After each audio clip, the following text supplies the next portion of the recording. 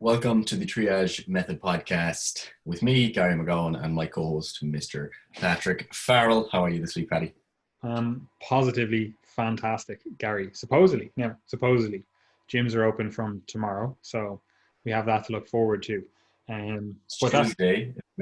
yeah, but tomorrow is Tuesday because we are recording this on Sunday, but this comes out on a Monday, Gary. Come on, get it to fucking get her.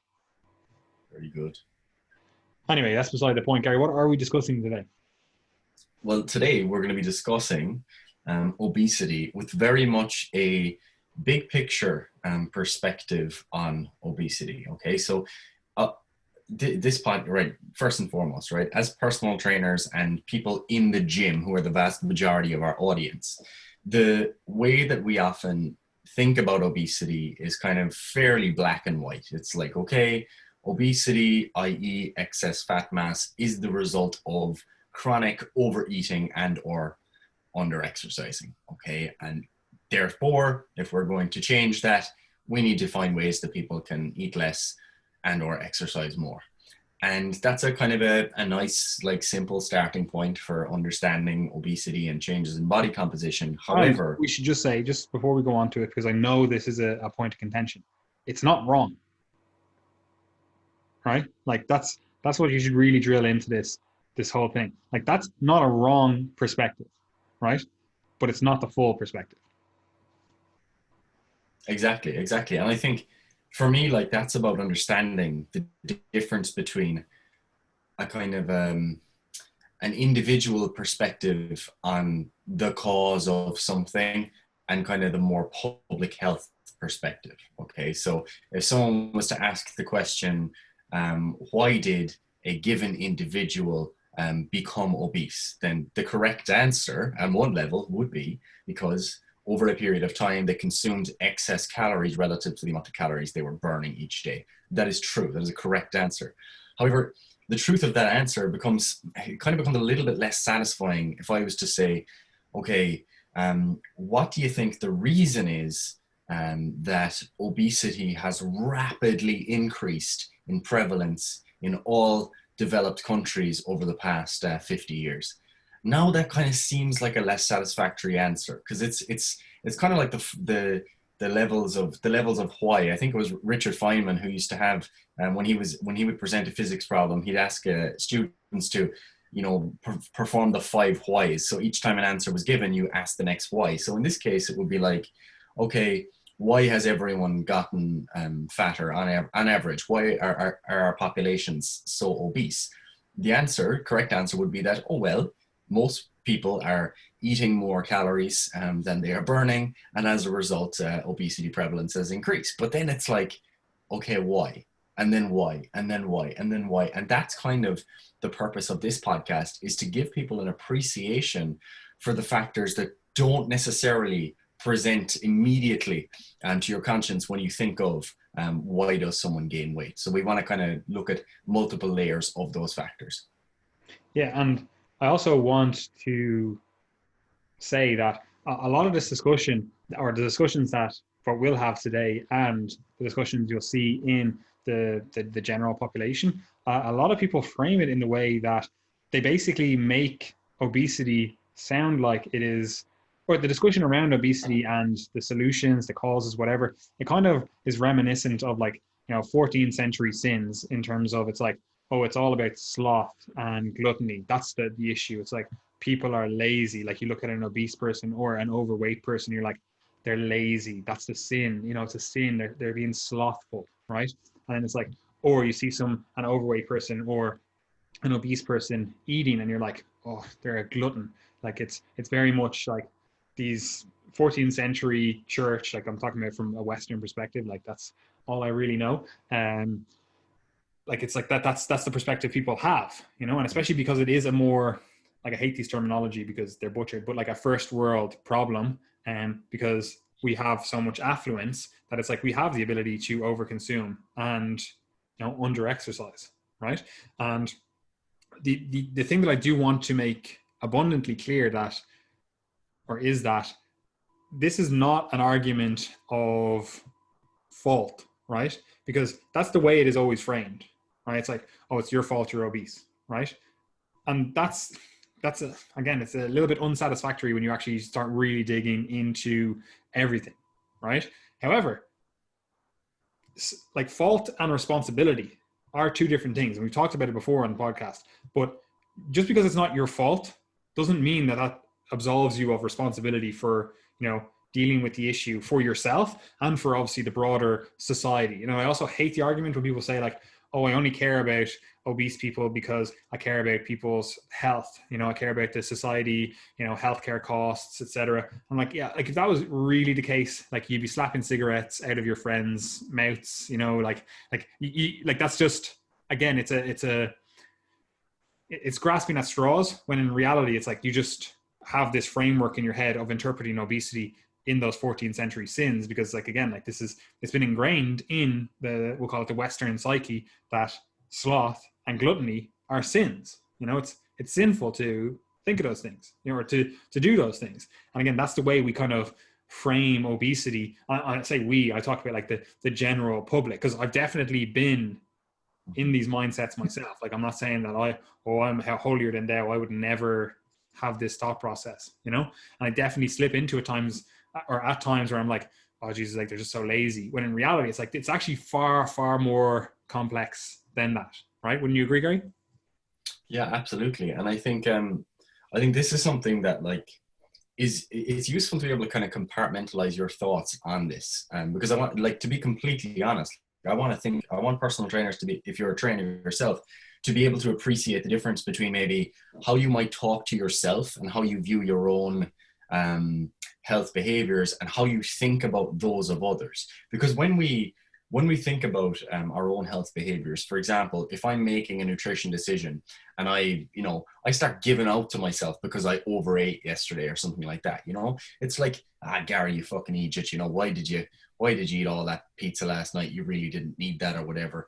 Like, that's not me promoting, fat shaming, or promoting, me blaming other people if they happen to overeat at a given point in time. It's very much a personal way of me being able to think through these problems. So from my perspective, if I'm thinking about my own change in body composition, my own change in performance, or something along those lines, I do view it very much through the lens of personal responsibility, because it doesn't help me to think it through any other lens. Like, for me personally, making a decision today, for example, it doesn't really help me to think about the maternal nutrition environment, for example, or the financial situation of my parents when I was a child. Have those things influenced my health today? They probably have in some way, but it doesn't necessarily change my decision making. So for me, for you as an individual, the way that you think about the decisions you make today, and that conception of what it means for something to be a cause, is different to the way we think about it on a kind of a broader public health level, or when we're dealing with other people. Because if I'm dealing with you, for example, Paddy, I know less about, your current mood, your current state of mental health, or your financial situation when you were growing up as a child, or the food environment, whether or not you were taught to cook, whether or not you can currently cook. I know less about those things when it comes to you. And that's someone I know personally. As we move further away, and I have a new client, for example, who's coming in with obesity, they've struggled with it all their life, I know even less about the layers of causation that led the person to where they are today. So I think there is very much a case of the maintenance of respect for the individual and where they are, and that doesn't necessarily need to be the same as how you treat yourself. Because I think that this is something that I've struggled with in the past, where if you're someone who very much relies on the kind of narrative of personal responsibility for your own kind of motivation and decision making each day, you can kind of become a bit harsh on other people at times, and kind of think that, well, if everyone in the population just had more responsibility and they just took charge of their lives, then we wouldn't have this obesity problem. Whereas the reality is things are more complicated than that, the further you get away from any given individual. 100%. Right. So I suppose we should define some things and then talk a little bit about the history, because that sets the framework for us to then actually discuss, we'll call it like some case studies, actually talk about examples and then actual like causes that lead to obesity. So I just have some statistics here. Like you don't need to remember them obviously enough because again, you can find them online. Like I literally just got these off Wikipedia. So like I haven't fact checked them. I haven't done anything. Like this is literally just what's on Wikipedia. So could be wrong. I believe the data was from like 2017, 2015, 2017 for all of these. So again, it might be worse now, might be better now. I don't know, right? But anyway, so obesity definition, it's pretty straightforward in terms of its, or I should say, overweight is a BMI greater than 25, right? And obesity is a BMI greater than 30, right? Now, that's an adequate definition in terms of that gives you a really quick and easy framework to go, is this individual in front of me obese? Are they overweight? Like where are they on the kind of continuum, right? However, like we've touched on it before, and we likely will touch on it again, but BMI is not a great scale, right? It's just your body mass index. You're fucking, again, it's not a great scale because you could be really jacked bodybuilder and be classified as obese.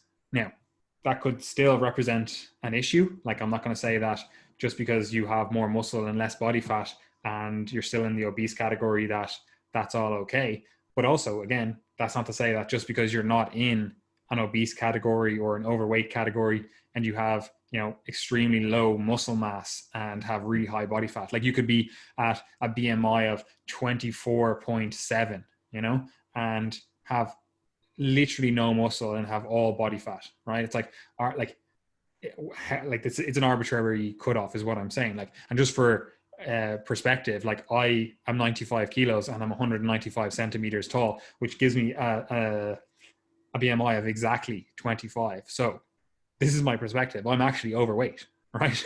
Well, actually it's over 25. So I'm 0.1 below being over or overweight, right? So again, that's my perspective here. And like, if anyone was to look at me, they would be like, yeah, like you're definitely not overweight. However, by BMI, by virtue of like being 25 BMI, I am overweight, right? So Gary, do you agree with that? BMI is not a great indicator. However, it gives us some criteria to somewhat objectively look at obesity and overweight. Yeah, like this again kind of comes back to, and this is something I'm going to keep bringing up throughout this podcast, the difference between like our kind of individual assessment and the population level or public health assessment, because this is like BMI is something that if you're employing that at a kind of a population level for public health purposes, does a great job. You know, it is telling you like the chances are that, you know, if you have a population that have higher BMI, is it likely that they're all just more jacked? Like, no, it's not likely that everyone just got jacked in that population. People are probably carrying more body fat. So as a kind of a quick screening tool, it has its uses, but as you get closer to the level of the individual, obviously it's going to be a little bit less informative, and that goes in both directions. Of course, you can have people that are just jacked with lots of muscle mass, but to be honest, that's a lot less of a problem really than people kind of, you know, people bring it up all the time, but like not everyone is, you know, a bodybuilder. Like it's actually pretty rare for people to be obese purely because of muscle mass. Even when bodybuilders do say that they're obese, like unless they're on lots of drugs, the chances are they are actually carrying quite a bit of body fat along with that muscle. This is also, I was going to say, very frequent. You'll see this, people like, oh, but they're a rugby player, you know, because rugby players like generally do carry more size because, you know, that's what they need for their sport. And but if you were to actually like, I don't know, get them into a DEXA, it'd be like, you literally have 30 or 40% body fat. You know, it's not like you're 3% body fat bodybuilder ready to step on stage. It's like, no, like just because you exercise and you do whatever, it's like you're still in the obese category and objectively you're obese. Yeah, exactly. So like it's don't get too carried away with yourself just because you happen to go to the gym. You know, the chances are that if your BMI is 35 or whatever, it's not all muscle mass. But also it suffers from problems in the other direction too, because as you say, if someone has a low level of muscle mass, and not only that, but also depending on body fat distribution, you may be at elevated cardiometabolic disease risk, even at a quote unquote normal BMI, because, you know, you could have one individual who stores lots of body fat peripherally on their limbs, for example. Another person stores that body fat around their organs, and the second person is going to be at elevated risk. So you do have to appreciate that, look, there is more to it. You know, things like waist to hip ratio, for example, are things that try to give it more specific measure. Like if you were going to your doctor and they were like, oh, you know what, your BMI is a bit elevated, and then they took your waist to hip ratio, that would be more information. And then maybe if you're seeing that there's signs that there could be problems, like, oh, you've got high blood pressure, you've got dyslipidemia, etc.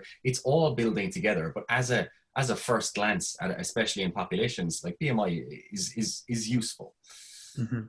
Right. So that's our definition we're working with. It is what it is. As I said, not perfect, but gives us some stuff, right? So with those definitions, 37% of Irish are quote unquote normal weight, right? 37% are overweight and 23% are obese, right? So basically a quarter of the Irish population are in the obese category, right? Which is, not great when you think of it in terms of, like, we do have socialized healthcare. So we are all paying for that if that does lead to issues, which is something we'll get onto in this episode and future episodes, right? So, and the Americans actually, which we'll get onto their data in a second, even though they're not actually the worst nation on earth, they, like, the military has classified this as a threat to national security, having an obese population, right? So again, take from that what you will, but that is something to ponder on, right? In terms of, it's like this is actually an issue for the sovereignty of the nation, not just like an individual issue in and of itself, right? But anyway, let's get on to the American data. So, and this is, again, we're not too far off it. So, don't be like laughing at this or whatever if you're an Irish person listening to this, or British. Like, the Irish and British statistics are fairly similar. But 65.7% of Americans are overweight or obese, right? So again, that's nearly like 70% of the population are overweight or obese, so again, not a great place to be in, right? Now, they do have like a data by race for the Americans, even though, again, race is not a great proxy for anything, because, especially not the way the Americans record it. But again, look, we'll use the data that we have.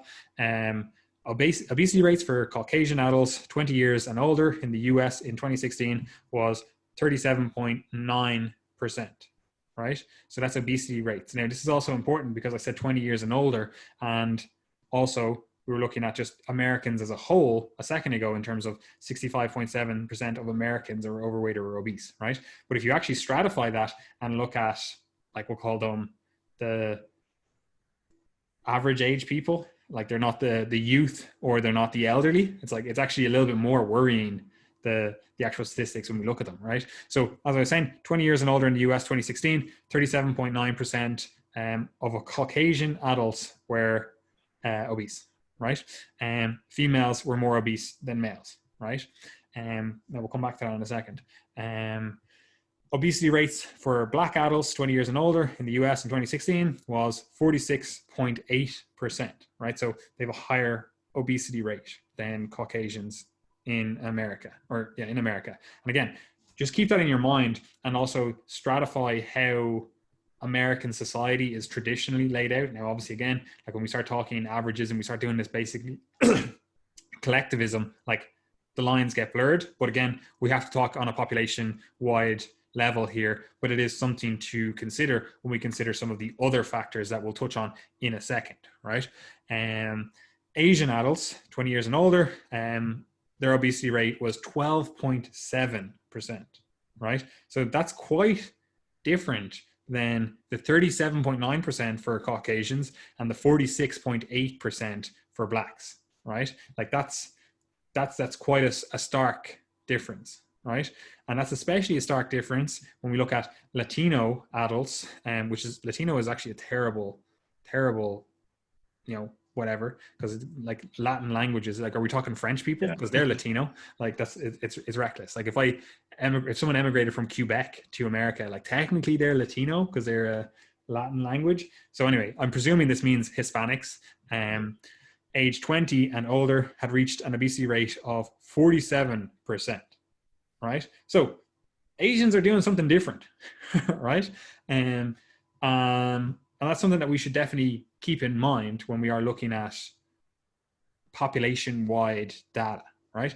Now, one of the things I touched on as well there was that and I didn't touch on all of the categories because they were all the same, but in all of the categories, females were more obese than males. And I mean that in terms of like a percentage, not like, you know, the actual size of the individual.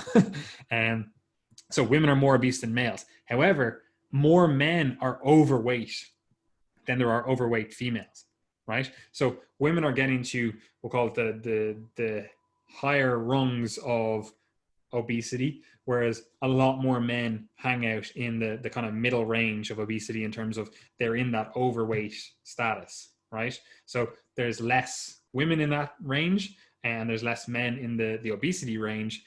But again, that's something that we should consider in terms of how we view all of this stuff, right?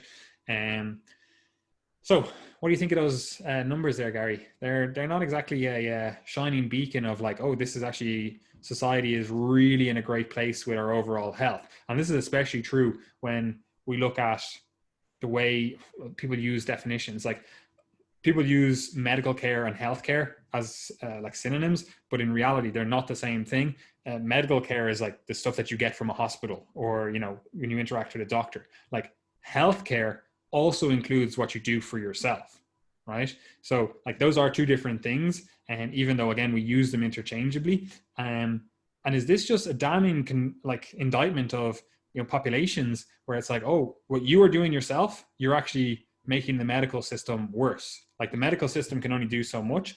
And that's supposed to be in the context of individuals looking after their own health as well in that kind of broader healthcare system. And is that, like, looking at that data, does that worry you as someone that's entering into the medical profession and is also has been in the we'll call it the healthcare profession, like, or healthcare adjacent profession for a number of years? Like, what are you thinking about when you hear that data?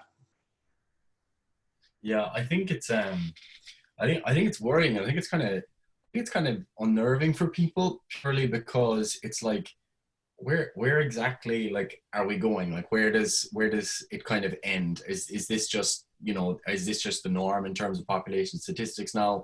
Is it going to get worse? Is it going to get better?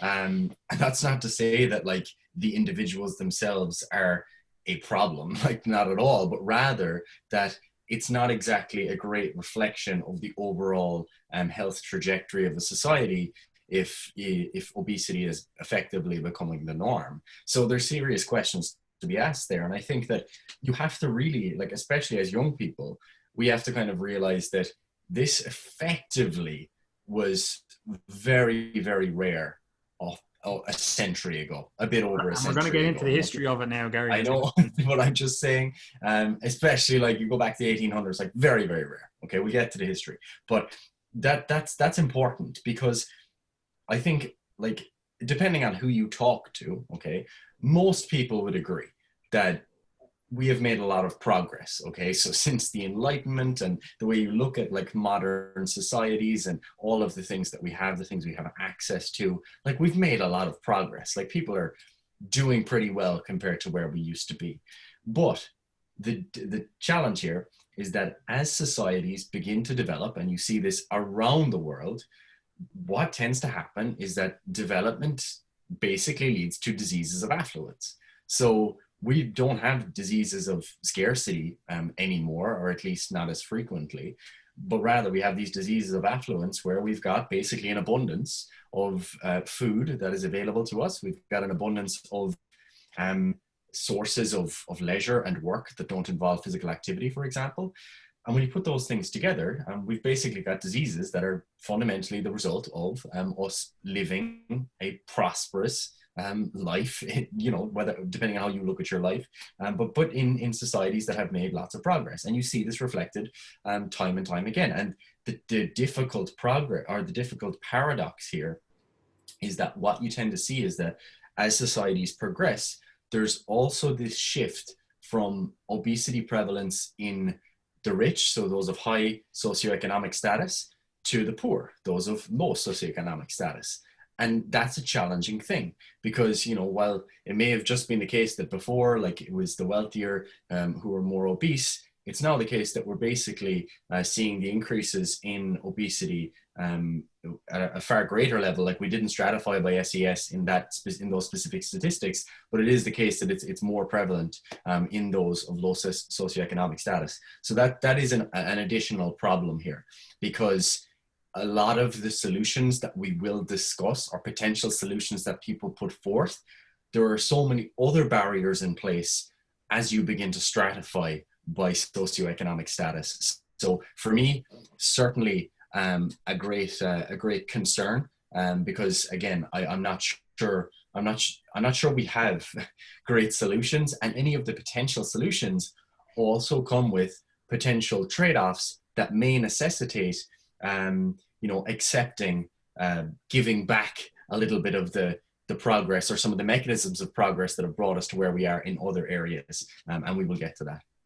Yes, right. So as you've been touching on there, ahead of schedule, the history of obesity, like this is something that, again, if you're just looking at it through that lens, like we said at the start, this kind of 14th century, like a sins lens, you have to actually start thinking about the history of obesity and what it was like throughout the ages. Because obviously, if you've done any history at all, which, I'm presuming most people listening to this have some vague grasp on history, like, you will know that, for the majority of history, plagues and famine and like starvation or malnutrition were the norm. Like that's the normal for society. Like, I know we live in a prosperous society, or most of us listening to this do anyway, but that's not the normal. That's quite abnormal to actually have come to fruition, right? And unfortunately, we have the Brits largely to thank for that, which, I'm saying that while biting my tongue because we're Irish. But anyway, through colonialism, which again has its own issues, they did put this mechanism in place by conquering the majority of the world, but like, they set a lot of things in motion. But that's we're jumping the gun, because what we really need to do is look back in our evolutionary past, right? And the thing that I want to bring up is our closest relatives are chimpanzees, right? They're our closest relatives in terms of genetics. I think it's 98 or 97% we're similar to them, like very close, relatively speaking, right? We both evolved from a common ancestor. Okay, we diverged, I don't know how many hundreds of thousands, millions of years. I don't know what the timeline is, but if you believe in that evolution story. Yeah, no, I personally don't. I'm a creationist, but anyway, yeah. So we diverged from them, however many ages ago it was. But if we look at chimpanzees, like, chimpanzees basically cannot add body fat, right? What? They're shredded, bro. They're literally shredded. If you ever see like a chimpanzee with like alopecia, like, they are jacked and shredded, right? Like, they literally walk around with less than 1% body fat. Like, I looked it up, and a figure I got, which I don't know how accurate it is, was 0.0005% body fat.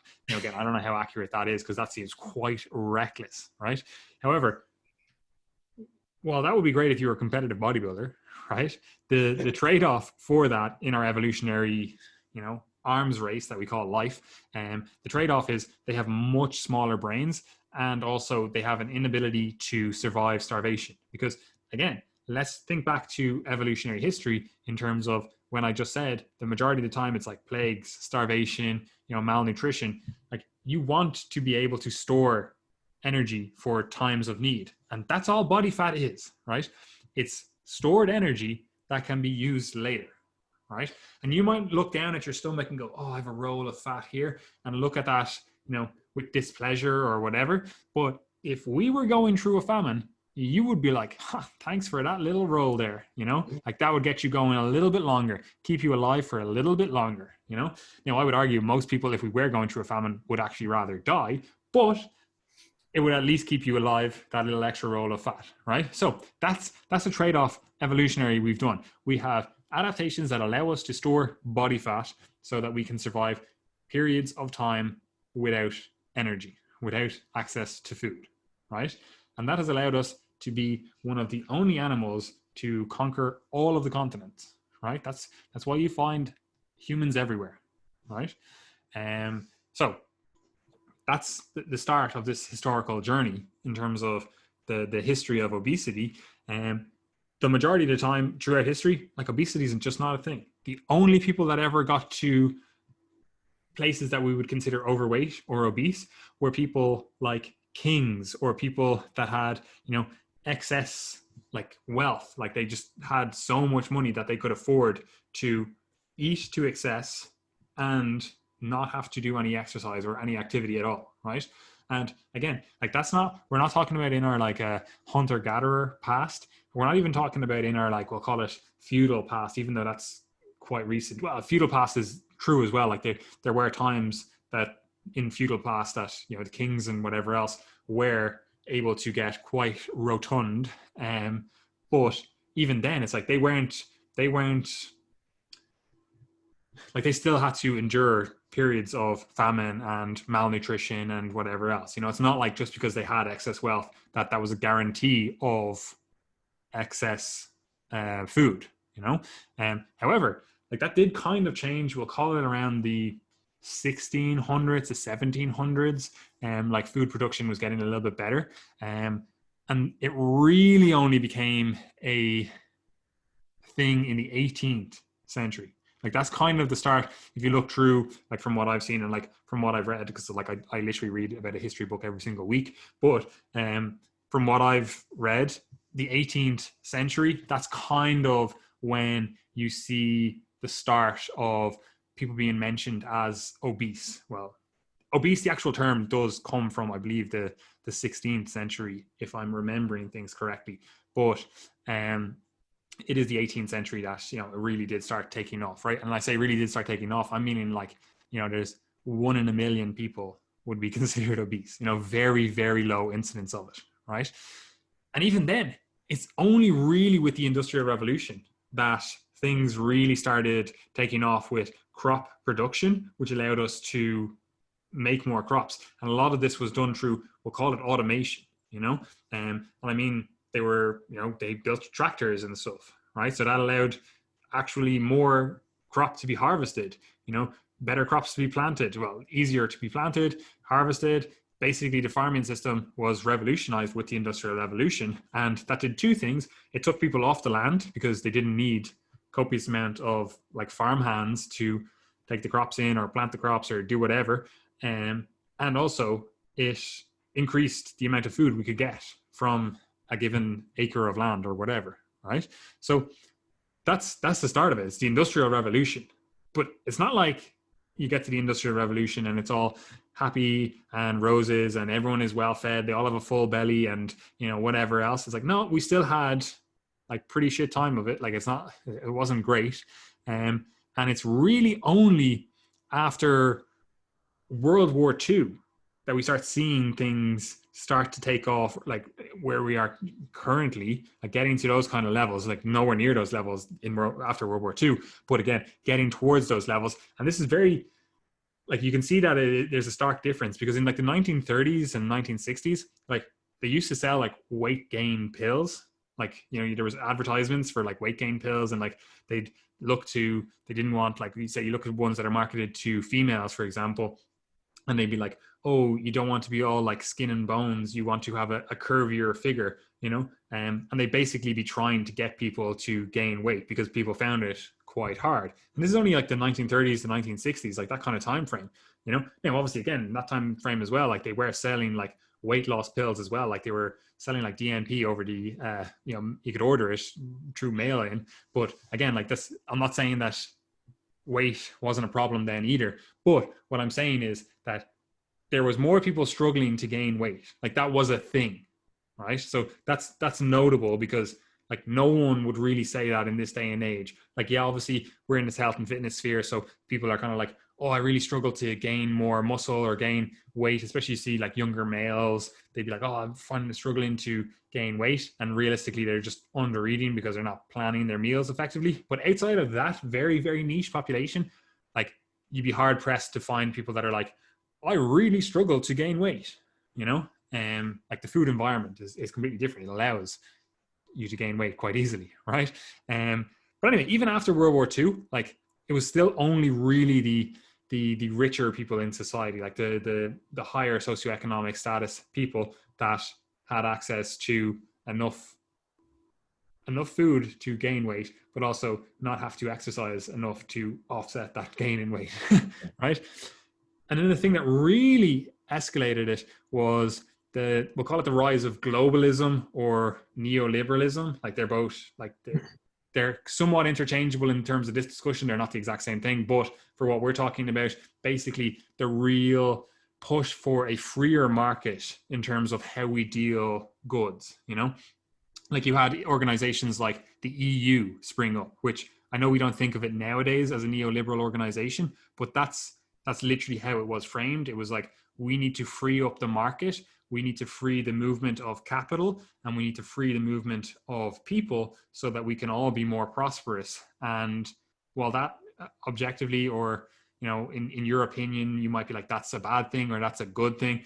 I don't really care about individuals' opinions on this, but this was one of the things that started this movement in the obesity timeline, right? This freer movement of people, and we'll call it this freer market, right? So you might have heard of like free market forces, and this is one of those things where we freed up the market, we got less regulation, so people could move more and goods could move more, and you know, people weren't putting trade tariffs on other countries, you know.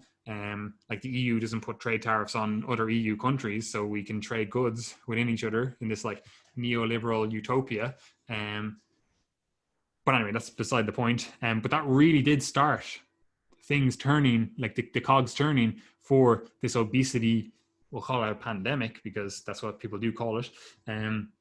It really only started in the 1970s. Like you could put it down to, you know, Ronald Reagan and Margaret Thatcher. Like if you want to be like, it was these two individuals that really pushed it, but like realistically, it was going on before then. Like it was a thing before that, you know. But obviously that was their kind of movement. But anyway, that's beside the point. We're not a politics podcast. So one of the things that, and again, we'll touch on it a few times in a little bit, but the free market forces, they do likely drive obesity, right? Like the free access of food. And I don't mean that food is free. I mean that, like, you think about it, like you go down to the supermarket now today and you have more access to flavors and foods than any wealthiest king, pharaoh, emperor, whatever, at any stage in history. Like you just think back in history and you go, oh, let's think of like a, I don't know, Caesar or something. It's like, you literally go down to the shops and you have more riches than he could ever dream of. You know, think of like Alexander the Great. Again, you have more riches than he could ever dream of. You know, so like we truly do live in the most prosperous time. And again, this is one of the consequences of that neoliberalism, that freer market. But that's not to say that there's not trade-offs to that as well, right? So basically since the 1970s that obesity has really started to risen, and it's been on a trajectory upwards since then, right? So a few things have changed, and one of those things is the food landscape. That's one of the things that has really changed in terms of what's playing into this obesity paradox. But on top of that, like the exercise, we'll call it, or the activity environment has also changed, because along that trajectory, like I just talked about, people went from working the land to working in offices. Well, working the land to working in factories, which, you know, still likely needed a lot of, you know, manual labor and stuff. And like, obviously it's a dangerous environment, people losing hands, you know, all that kind of shit. But also from that, then moving on to like predominantly working in offices, you know, like I was looking at the statistics, I should have written them down, but like the majority of people work in office settings now. And I know a lot of people listening to this, they are either personal trainers or coaches themselves. So it's not exactly the same. Like obviously we have online coaches, which is pretty much an office job. Like we both have basically an office job. But I know a lot of people who are listening to this also have a, like we'll call it a real job outside of the health and fitness stuff they do, in terms of like they just go to the gym casually for an hour or two in the morning or after work, you know, and then they go do their 9 to 5 in the office, right? So the activity environment has changed a huge amount. Like you're not out tending to the field or whatever, you're in an office sitting down for 8 hours a day, you know, and then you probably commute there as well. So you're driving, sitting in your car, you know. So two things have changed, and those two things are the things that go into driving obesity. As we said at the very start, it is fundamentally an issue of calories in, calories out, right? And society effectively has changed to manipulate those two things. And that's only the beginning of this story. So do you have anything to add to that, Gary, before I just want to pose a few different questions, and then we'll get stuck into those examples then. Yeah, you can go ahead and pose the questions, and I'm sure I can add stuff in as you go. Right, perfect. Right, so when you we're going to touch on a few of these today. We're going to just elaborate a little bit, but we just want this episode to be basically an intro episode to really start to get the cogs turning in your head, and you start to think about this topic a little bit more outside of the perspective of what I just said, which is, it's a calories in, calories out argument, which again, fundamentally it is, but it's not the whole story, right? And there's a few questions that you'll see put up or put out there when we talk about obesity, or anyone talks about obesity, especially in we'll call it the general population. Like, a few questions do come up based on what I've just been saying in terms of the activity environment has changed and the food environment has changed. And people would argue that fundamentally people have changed. So we'll get through a few of those. So some of the questions that you'll hear is is sugar addictive, right? That's something that gets posed, because maybe the way we've changed our agricultural system has made sugar more ubiquitous in society. Like, people would argue that. I don't think the data would necessarily support that, but that's something that people would argue. They would say sugar is more apparent in society, and that's what's driving obesity, right? And that might be something again, these free market forces, with government intervention, like in America especially, they subsidize corn. That leads to an increase in the use of stuff like high fructose corn syrup, because they have an excess of corn because it's being subsidized, So again, it's far more beyond just the actual question. We have to look at the underlying reasons behind why the system has been led to that point. But anyway, the next thing then is it fat that causes obesity? And what I mean by is dietary fat, saturated fat, perhaps. That seems to be the devil. Maybe it's saturated fat that's driving obesity, right? And again, it's hard to say with the data that we have that that's supported. But again, that's a question we're going to potentially dig into, right? Other people would say then, no, it's not the fat, it's the carbs that cause obesity. It's not even the sugar necessarily. It's carbs themselves that cause obesity. If you were to eat a ketogenic diet, there would be no obese people. It's carbohydrates themselves. It's insulin. That's the issue, right? Other people would argue that it's processed foods, right? And this potentially you could argue into what I've been discussing in terms of this freer market, these different food regulations, different food systems. It's we have an increase in processed food, and that's the environment we find ourselves in. And maybe that's leading to some different neuroregulation of appetite, and we don't feel full, and that drives obesity, whatever. Again, stuff we're going to get into, right? Then people would say obesity is not actually an issue, right? Because there's metabolically healthy people that would fall into the category of 30 or more BMI, So it doesn't matter that people are obese because it's not an issue in and of itself, right? People would argue that, right? And again, that's something we'll dig into. And they would also often use the argument of metabolically unhealthy thin people, right? So they would say it's not the body fat that's the issue. There's something else going on, whether it's insulin resistance or, something else. It's that's the issue. Obesity is just one of the symptoms, right? That's again, something that's posited. And again, we'll get into this stuff. Again, other people would just say it's insulin resistance. That's the actual issue. That's what's driving obesity. So there's all these other factors that go into insulin sensitivity and insulin sensitivity and, body fat. And that's what's driving obesity. People aren't sleeping as much as they used to, which then makes them more insulin resistant. So that's driving obesity. People would argue some way in that insulin resistance framework that these other things that we're doing, they're increasing insulin resistance, which is then driving obesity. Again, these are factors that play in. And other people then would argue that, okay, cool, obesity is a problem and we don't know the cause, but we also don't know the solution, because do diets even work? You'll see people bandy around the claim that diets don't even work. So even if this is an issue, we don't have a solution. There's no way that we can do anything about this problem, because diets don't work. So you might as well just go on and enjoy your food and not change any of your habits or do anything else, because fundamentally you're going to fail, right? And like that's not, like, in my mind, I'm like, that's first of all, it's not really supported by the science, from my perspective anyway. And also I always just look at the example. I'm like, look, your ass is going to get dirty again. Does that mean you don't wipe it? I would argue you should probably still keep wiping your ass. But again, that's something that we'll potentially dig into deeper in terms of diets working. And then another one that you'll also see bandied around, Gary, you'll like this one. Do doctors receive very little nutritional education? And that's actually the problem, because someone who is overweight or obese goes into the doctor looking for help, and then their doctor gives them terrible advice, and it perpetuates this whole system that we have, so that's again a question that we have to deal with. And is this causative? Is it in some way into the whole obesity paradigm? Again, it's something we have to deal with. And I touched on a little bit in terms of the insulin stuff, but other people would argue that it's just hormones overall. They'll say something about insulin maybe, or maybe it's a thyroid issue, or maybe it's cortisol, maybe it's leptin, or some other like hunger hormone. And again, this could be dysregulated because of like the food supply, the system overall that we have, or whatever. But like a lot of people will argue that if the hormones have changed, right? There's something going on there, whatever it is. Maybe, I don't know, there's estrogen in the water or something that's lowering our testosterone, and we're getting fat as a result, right? Or cortisol, like the environment is more stressful overall, and that's what's driving obesity, right? And other people will say that, again, you'll see this quite often in the fitness industry. It's like, oh, well, people will say it's a lack of time.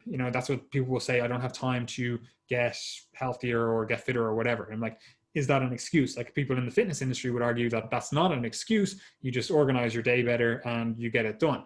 But again, if you're talking to this mother who has to raise 4 kids on her own because her partner is dying of cancer and she has 3 jobs, it's like maybe, there's more to the story, So again, some of those, obviously that's a very niche, very small percentage of the population. And, for some people it is an excuse that they're saying, I don't have time, when they spend 12 hours a day on their phone. But again, this is stuff that we have to tease out when we are actually looking at this stuff. It's not just as easy as saying like this blanket statement, right?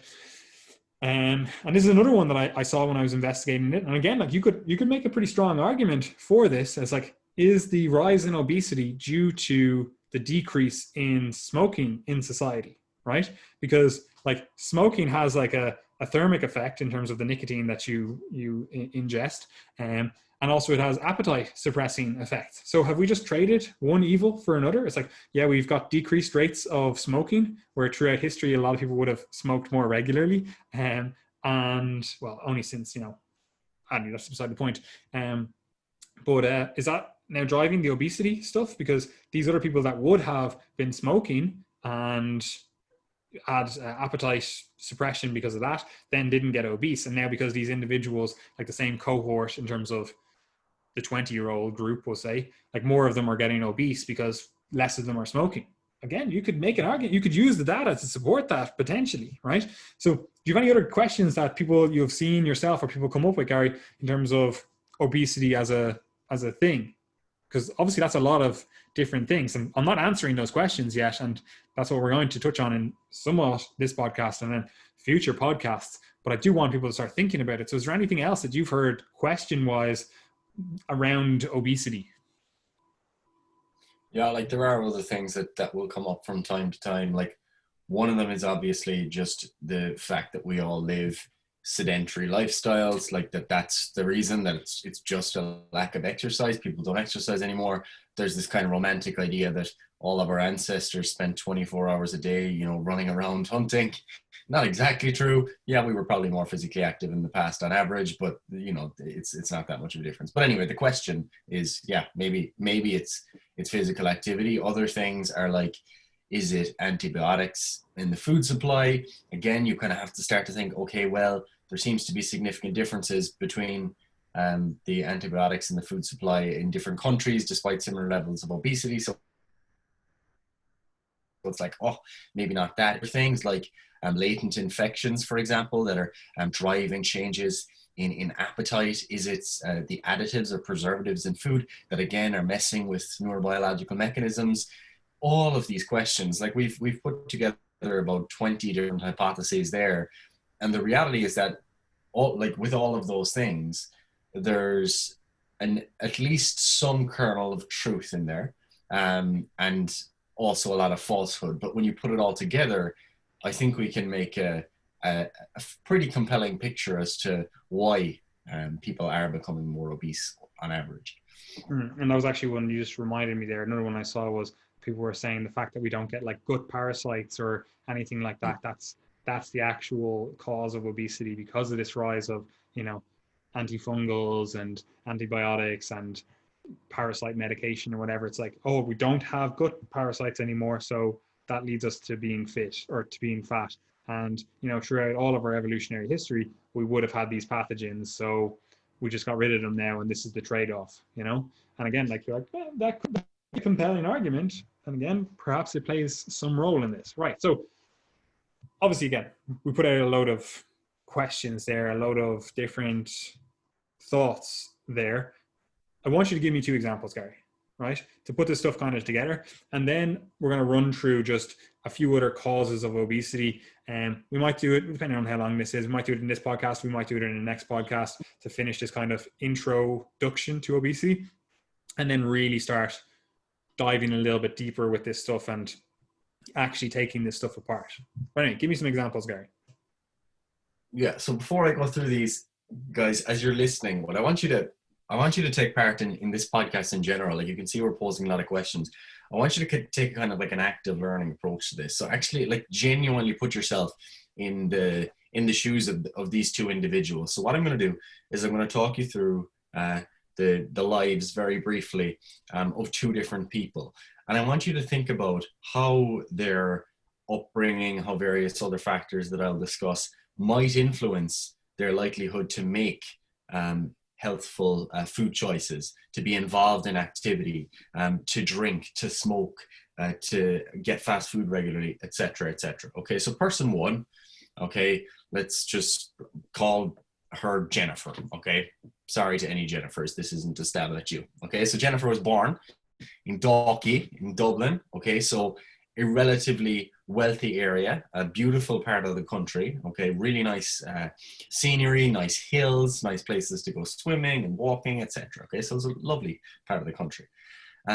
When her mother was pregnant with her, she was very careful with smart, nutrition choices. She visited a nutritionist and made sure that everything was in order, that she had the appropriate supplementation if that was required, and that she was gaining the appropriate amount of weight, not too much, not too little.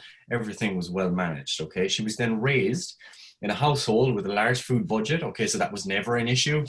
Different fresh produce every week, going to the farmer's market, all that sort of stuff. They regularly ate out in restaurants, and when they did that, they would have broad menus, many options. They got used to tasting lots of different foods as kids, her and her siblings. And they shop regularly in places like Marks and Spencer's, for example. Okay, they do lots of, or as a child, she partook in lots of local walks. So they'd often, go walking with other families, for example, as part of childhood activities. They'd go to the playground. That's how they'd spend their Sundays. And she was always encouraged to kind of get involved in sport and other activities in school as well. As she kind of reached adolescence, then she was taught to cook. Okay, so her mother would help her out learning how to cook different things in the kitchen. And then when she went off to college, her rent was paid for, and she had a nice budget to spend on food. And she also had the food preparation skills to be able to cook herself nice meals in college. So again, we're on the right track. And when she was in college then, and she graduated and everything, she had minimal financial strain or other stressors. Okay, so not only did she come out with a pretty good job, but she also had that safety net all along, knowing that her family were, fairly well off at home, that she'd be able to be taken back in at home. So everything was kind of nicely set up for her. And socially now, she engages with others, her friends, who are also into kind of health and wellness. Okay, health is a big part of their social signaling, whether it be the appearance of their skin for beauty purposes, or the types of foods that they eat to post on Instagram. She'd be the type of girl to, share her lunch on Instagram, avocado on toast kind of job, So overall, when we look, at the kind of culture that she's embedded in, health and wellness is very much a part of that. So overall, that's Jennifer's life story. Okay. Sounds like your upbringing, Gary. That's me. Person two, I'm just going to go with a male here. Okay. It doesn't matter. This is not, male versus female. So let's go with Jimmy. Okay. Jimmy was born in a housing estate in North Cork. Okay. When he was conceived, okay, it was an unexpected pregnancy initially. His parents were struggling. Was it? Huh? Not a session, was it? Yeah. His parents were struggling financially when he was an infant. So as a result, he was kind of raised in a household where money was often a barrier. Initially when he was an infant, it was kind of uncertain, what types of foods they might, feed him. It might be, similar meals to what they were eating. Well, maybe not as a proper infant, but as he became able to eat properly. And yeah, he was raised in a household, as I said, where food was often a barrier. There's lots of kind of fast food restaurants nearby. So they're kind of, there's the chip around the corner. There's the Chinese across the way. Not really any like supermarkets close by, at least. So very often it'd just be a case of maybe going down to the corner shop and picking up a few bits kind of as needed. They would shop in Aldi and deals for bargains at the odd time. So particularly looking for trying to save money and trying to purchase products that are going to keep, because purchasing fresh produce all the time, fruits and vegetables, just not very effective, because they go off and then you have to throw them out. Disaster, really.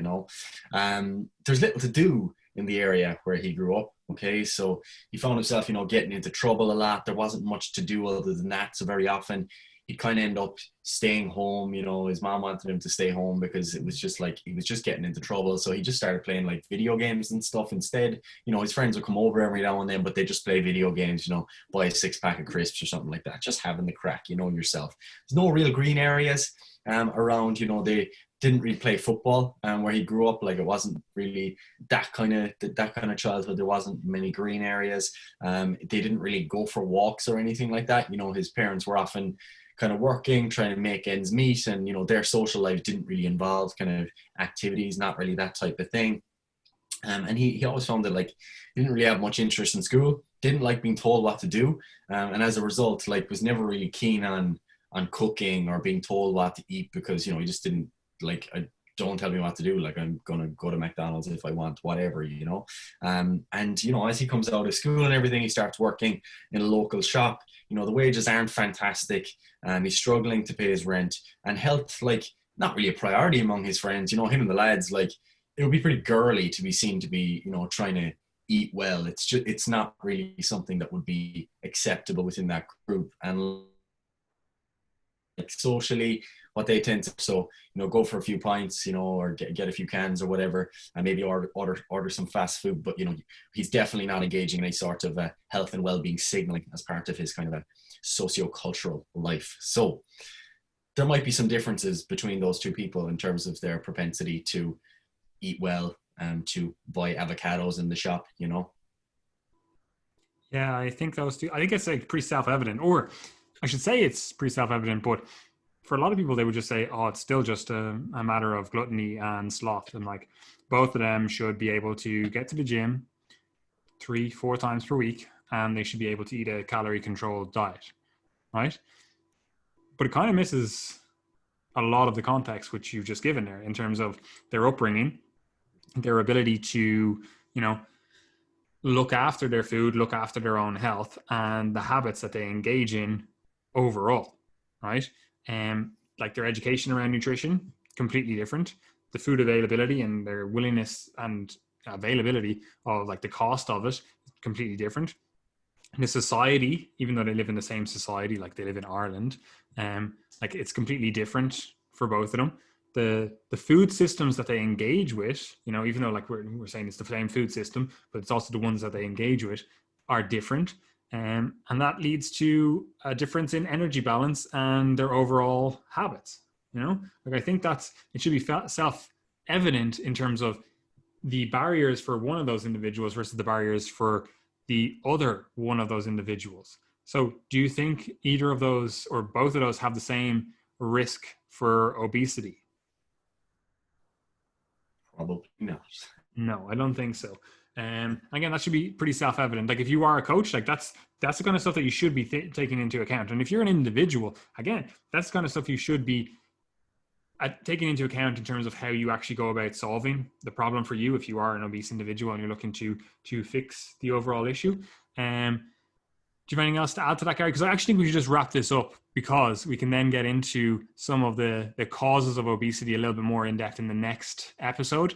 But you want to say anything more on those two individuals? Because I think it should be self-evident that those two individuals have a different obesity risk.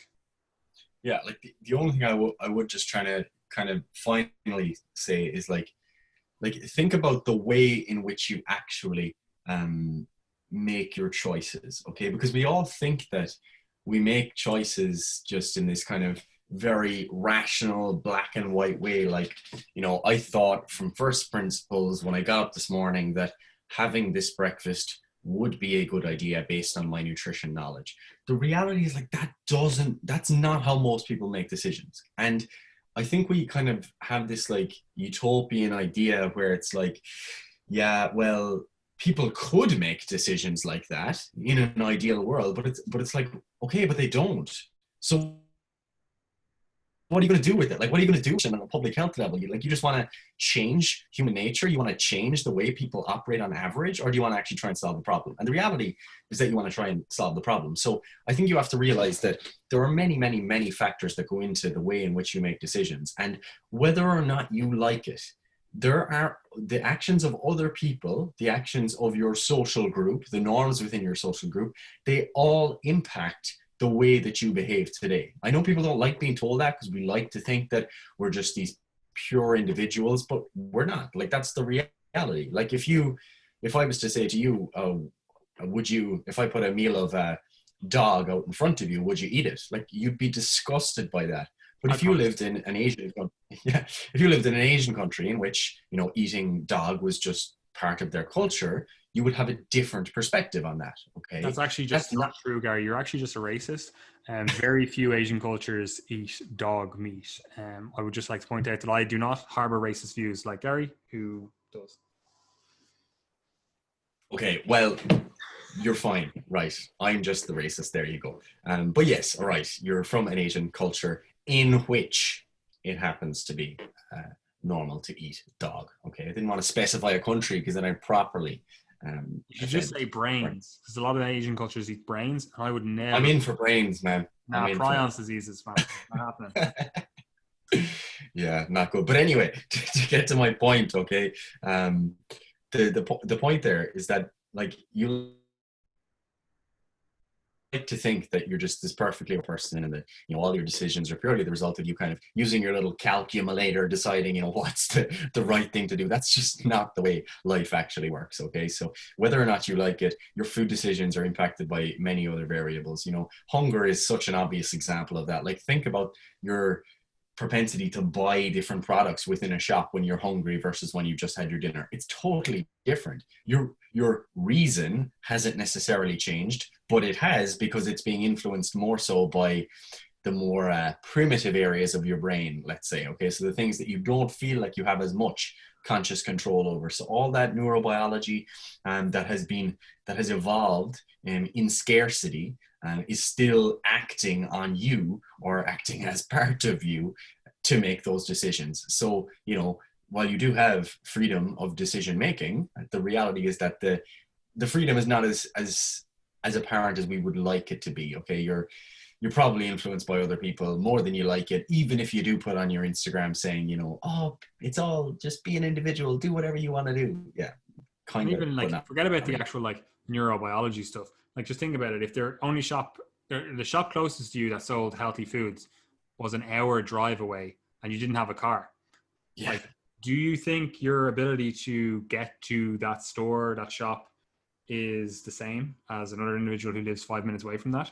Do you think your food choices are going to be changed as a result of that, where you're like, oh, I can just go down to the local corner shop that doesn't have exactly great food, but again, it's close to me, versus the individual who their local corner shop is a fully, like, I live literally right beside Dundrum Town Centre. So I'm like, I literally can go down there and Marks and Spencer's is there, Tesco is there, you know, there's an Aldi around the corner from me. There's a little, you know, like there's so many easily accessible options for whatever price point of food I want, right? And that can be both a pro and con for obesity, because it's like, okay, you've easy access to lots of food as a result. And again, that can drive obesity. But the opposite is true. If you don't have easy access to healthy food, it's like that can also drive obesity, because this stuff is complex, right? Anyway, right. I reckon we just wrap it up here, because there's actually, I'd say, another 3 hours of podcast that we want to do. And so it's probably easier if we just split these up, and that allows us to dive a little bit deeper into, first of all, answering some of those questions that we posed earlier on in this, and then also actually digging into the various causes of obesity, right? Because again, yes, to all of you out there that are in the health and fitness profession, it fundamentally is an issue of calories in, calories out, right? But that doesn't mean that that's the solution to the problem, right? Like that's, yes, thermodynamics are a thing. Like that's literally like saying like you throw a ball up and it comes back down because gravity is a thing. I'm like, cool, like that's great. That doesn't help you be a better basketball player, you know? Like there's all these other things that go into the game, you know, and it's the game of obesity. So we have to factor in all those other things. And again, we'll come through them in the next few podcasts. We'll try to answer some of those questions that I posed. We'll probably think of a few others along the way. But I do want you guys to be thinking, and like ideally I would like to see you engage in this. Like we're going to post this in the group that we have, the Facebook group, and I would like to see people engage. Like if you have thoughts around obesity or questions, like what should you do as a coach, or what should you do as an individual that is obese or are worried about it, or have, you know, individuals in your family that are obese, like they're kind of things that I want to know what you guys are thinking about with this stuff. So please do interact with the podcast, if you will. But yeah, we're going to be covering a lot of stuff in the next few episodes. Do you have anything else to say for today's episode, Gary? Nope, that's satisfactory. And what else do we have going on at Triage? Yeah, so obviously you guys are aware that if you're looking for further education, particularly if you're a coach, that you can join the Coaches Corner. We would recommend doing so. That's our member site.